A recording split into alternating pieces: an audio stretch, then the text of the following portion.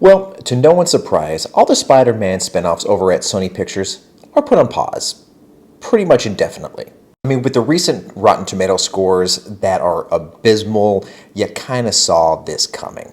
With the latest films being, Morbius, Venom, Craven, and Madam Web really underperforming, not just in the box office, but in the eyes of the critics and in the eyes of us, the fans.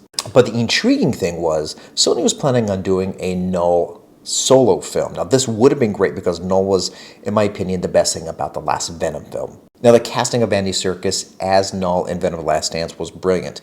Andy Serkis is fantastic. I think it was a perfect choice. The only way now that Null will survive in a live-action format again is if Kevin Feige decides to use him for future projects. And if he should, because this man will be a menace. But what films are next up at Sony that aren't in the Marvel Cinematic Universe, well, adjacent to the Marvel Cinematic Universe? You have the Beatles biopic coming up. Yet again, I've talked about this briefly. It's going to be 4 movies to talk about each member of the band. Then you have 28 Years Later, which is already out. And if you haven't seen it, go watch it. Fantastic. And then last but not least, they are developing a live-action Zelda, which I'm insanely excited about. But yet again, if you're a fan of something like this, like a Marvel IP, you kind of take what Sony does with a grain of salt when it comes to these type of films. But you never know. It could be amazing.